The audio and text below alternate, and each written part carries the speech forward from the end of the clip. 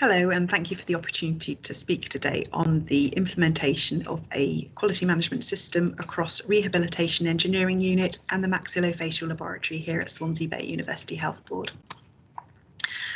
To give you an overview of what I plan to speak about today, I'm going to very briefly give some context to the project and the legislation that applied at the time, talk a little around quality management systems and implementation, the approach, monitoring progress and some challenges experienced, and then move on to the next steps, the evolving legislation and influencing factor, including a reference to the MHRA consultation on UK legislation. So Rehabilitation Engineering Unit are considered to manufacture and modify medical devices under the EU medical device regulations. I've highlighted in red EU, as I'll talk a bit about legislation in the coming slides. But REU design and construct custom-made devices and appliances for their patients, and these include engineering solutions and adaptations to wheelchair seating, which could include, for example, the mounting of life support equipment to wheelchairs. They also manufacture special cushions and soft solutions for patients requiring pressure care. Within MaxFax, they also are considered to manufacture medical devices, for they design and construct custom-made facial and body prosthesis and dental items such as fixed and removable intraoral prosthetics and orthodontic appliances. The key take-home message from this slide is that medical device manufacturers are regulated, and they're regulated in the UK at present under the UK Medical Device Regulations, UK MDR of 2002. Without going into too much detail, this piece of legislation refers to the Medical Device Directives, the MDD, from the early 1990s. And if we compare the early 1990s MDD of 1993 to the more recently released EU MDR of 2017, we can see that the EU MDR is considerably longer and more complex than what was in place from the early 1990s. And I suppose the message I'm putting across here is that medical device regulation was and is changing. Before the complications of Brexit and COVID, we were expecting that EU legislation, the EU MDR, would come into force, fully in force in the UK in May 2021. And this piece of legislation would have placed specific requirements on medical devices used in the same health institution, such as rehab engineering and MaxFax, and this was informally called the Health Institution Exemption. It expected compliance of those services to the general safety and performance requirements of the EU MDR, and that also an appropriate quality management system should come into place. Now, if you remember, I said I'd talk more about evolving UK legislation towards the end of the presentation, and I will stick with that and just talk to you now about quality management systems. This infographic is taken from ISO 9001, which is a very generic business operating standard that can be applied across any service or any organisation. And in its most simplistic form, you can see that the key activities refer to planning, doing, checking and acting, with leadership being at the very core. If we talk about more generally quality management systems, what they're trying to achieve is to understand and meet requirements, whether these be statutory, regulatory or organisation, i.e. what needs to be done. Having a QMS ensures processes are considered in terms of added value. Is what we're doing actually necessary, and is it worthwhile?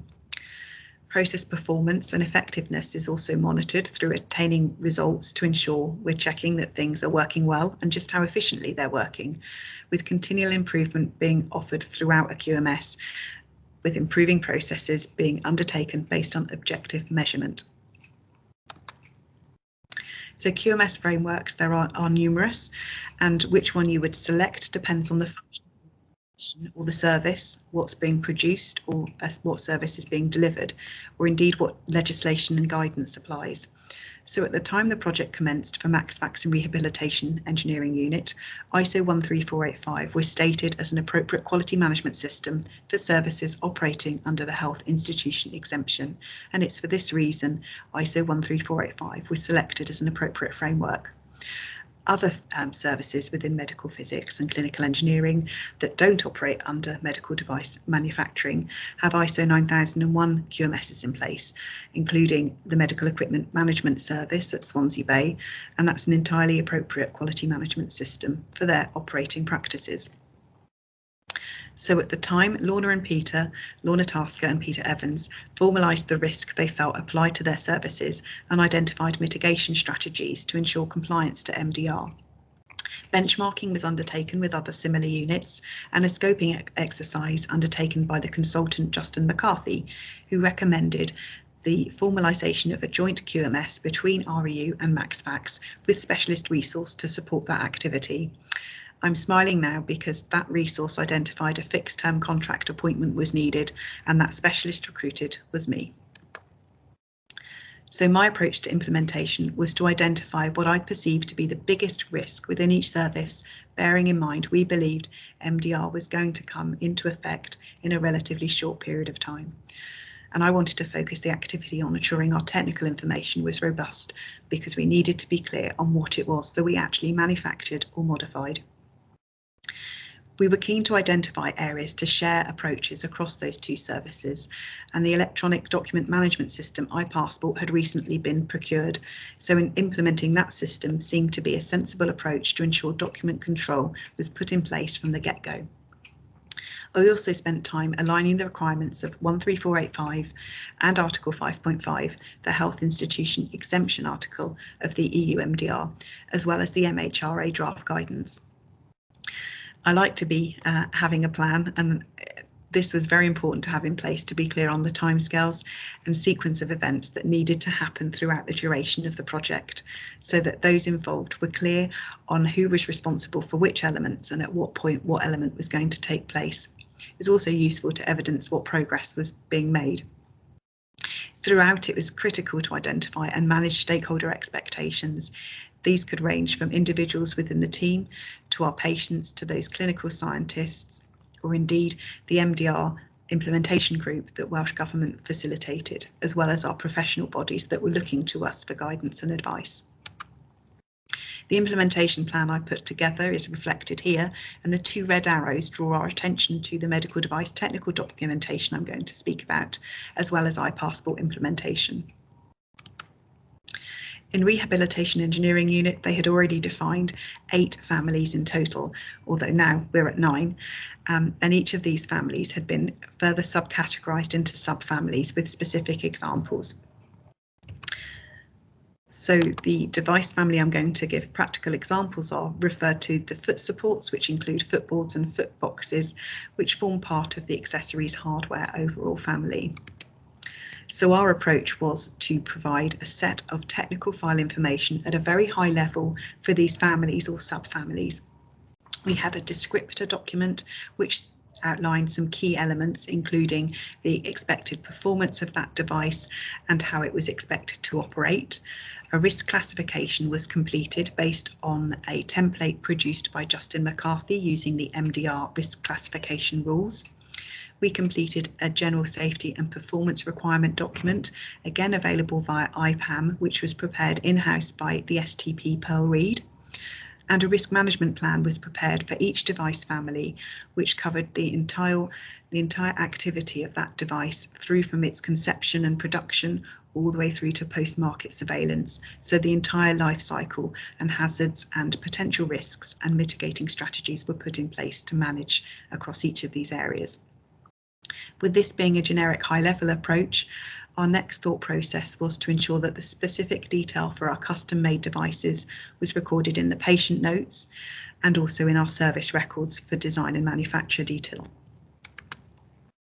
In terms of document control, this is an example front page cover from iPassport, which refers to our technical information, and you can see that each document has an index number, a version number, as well as title and an author, and it's very clear who the authorizer is of that document and on what date they authorised it, with other information being withheld in the system, such as review dates and previous versions.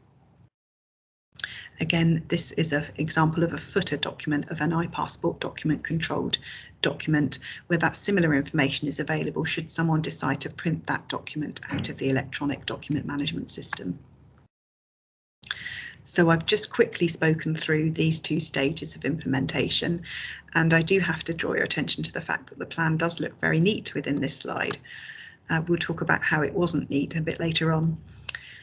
So if we consider the entire quality management system if it were to be reflected on one page. This is what this slide is intending to achieve. So this is all of our quality management system with the overarching principles, including our objectives of what it is we're trying to achieve in our quality manual, and our high-level procedures, including training and competence. I've spoken a bit around document control, which is reflected here, and also other examples such as our purchasing processes and our internal audit approach. Our MaxFax specific procedures are reflected here, and our rehab specific procedures are reflected here. But in essence, you can see there is a lot of commonality between two very technically diverse services. Centrally, we have our medical device technical files, which may differ in terms of content, but the structure and format between both services is very, very similar. All of these outputs and key bits of information feed into what we call management review, which is an opportunity to look at and monitor our quality management system with risk management running throughout the entire QMS. So I've spoken through a little around document control and a little around our medical device technical information. Medical device manufacturing is perhaps one of the subjects that I found most challenging to document due to the requirements of ISO 13485, but the approach to this was to be very clear and try and break things down into smaller bite-sized steps that reflected how the departments currently operated. So to do this, we did a stepwise steps in process. So clearly there's a requirement for a prescribed device. That device needs to be designed and the design needs to be developed. The device itself needs to be manufactured. The device needs to be verified against the original design and validated against the original intended purpose for that device. It needs to be issued to the patient, or it needs to be issued from the workshop or the laboratory manufacturing area first and then issued to the patient. That patient needs to be reviewed. So these outputs are reflected in this flowchart in terms of the rehabilitation engineering unit processes. And this was used as a means of reflecting our compliance to 13485 requirements, with signposting to where evidence of these processes stored reflected in these purple boxes. As a project manager, I like to be able to report on project progress, so it's clear how successfully we're delivering. And I did this in terms of QMS implementation via a one-sider highlight report, an implementation risk register, and a red, amber, green, yellow QMS overview status that hopefully made it easy for Lorna and Peter to understand how well we were doing against the predicted project Gantt timelines. This information also fed into our formal management review meetings, and each service will take a different approach to how they want to manage management review. My thoughts were to initiate a management review. Perhaps we could use implementation as a way that would evolve into a management review. So we kicked off our management review approach very early compared to some services and their approaches during implementation, but I do hope it was a sensible move, and it seems to have worked well. I think it's important to note that things don't always go to plan. I'm smiling again because the pink boxes here reflect where things didn't quite run to time. As you can see, a number of different stages of the project took far longer than expected as a consequence of COVID in this example and resource availability. And to allow for this, perhaps some elements of the project were brought further forward because they could have been completed sooner, where we tried to be a bit more flexible, perhaps with home working and availability of resource. I think it's important here to note that perhaps things don't always run to plan, and that's okay. It's about managing your risks and rearranging your resources to make the best use of what resource you have available. Opportunities for knowledge exchange were quite high during this approach because of Lorna and Peter's early engagement with the Welsh Government-led MDR Forum and their proactivity in terms of implementing the 13485 system. We also have a very good relationship with Justin McCarthy, the NHS Wales medical device consultant, through his clinical engineering background and his willingness to be engaged and supportive throughout the implementation process. Lorna is also an active member of ResMag, and I have become the quality and standards lead for one of the subgroups within ResMag. We also presented at Improvement Cymru to highlight the progress that we were making in terms of QMS implementation. and have been proactive in terms of sharing knowledge with other health boards within Wales and England, not just within the REU and MaxFax forums, but moving into other areas such as podiatry and orthotics and occupational therapy to support our colleagues across the UK. Within Swansea Bay, we've supported other services. We've presented in quality and safety forums. We've initiated through our Director of Therapies and Health Science, Christine Morell, a medical device regulation task and finish group, and actually Rehabilitation Engineering Unit have been successful in being awarded a business case for a new role, an MDR compliance lead role that is based within rehabilitation engineering as part of medical physics, but actually provides support across the health board. And that is a role that I commenced in earlier in September. Moving back to our QMS journey, we took some time to identify an appropriate external body to undertake an assessment.